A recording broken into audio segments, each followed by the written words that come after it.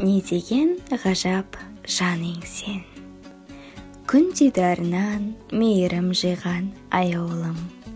Қызыға саған, құрметпен саған қараймын. Мінгізіп маған сәкеннің асау тұлпарын, жырына мәңгі ғашық еткенсің абайдың. Сылқым сыр шерткен махамбеттерден, қасымнан, құдіретіңмен Мұқағалиға мен басырғам. Көкірегімдегі өзің толтырған теңіз сыр, арнама сыймай жыр болып бүгін шашылған.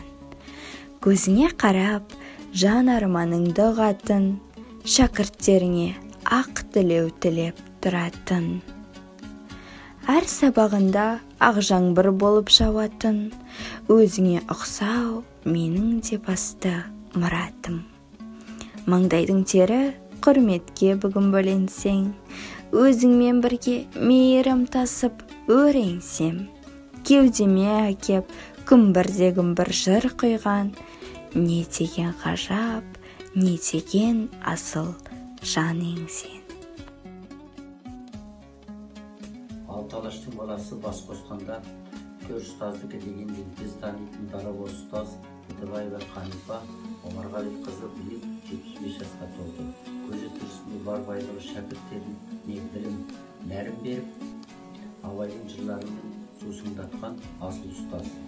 Бойында жылы жүрек, ыстық қайрат, нұрлы ақыл қалыптасқан ұлы тұлғаға әрқашанда біз бас. Мен үшін қасиетті тұлға болып ерекшеленетін, педагогика тарихында есімі айрықша кестеленген ұлағатты ұстаз қазақтың хан апасының алатын орны ерекше.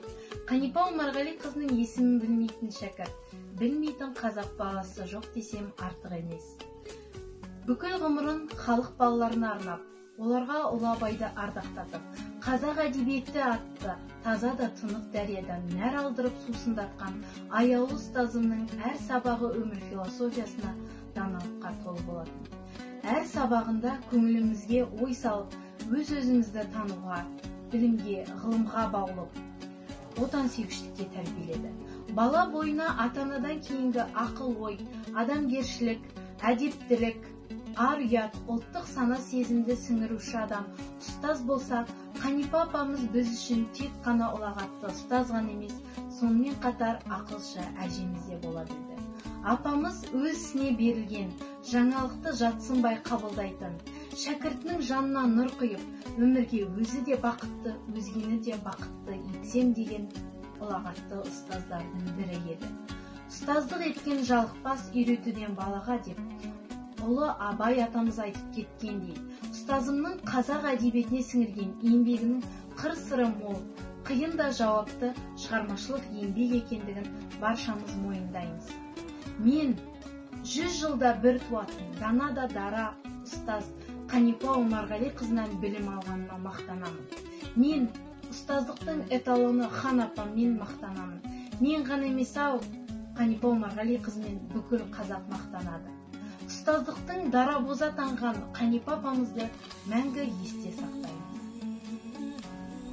Қазақтың хан апасы атанған шығыстың шынары, ұлы даланың төріне алайық Қанипа Омарғали қызы өмірден кетсе де, ол кісінің бізге жазған еңбектері мәңгілік біздің жадымызда.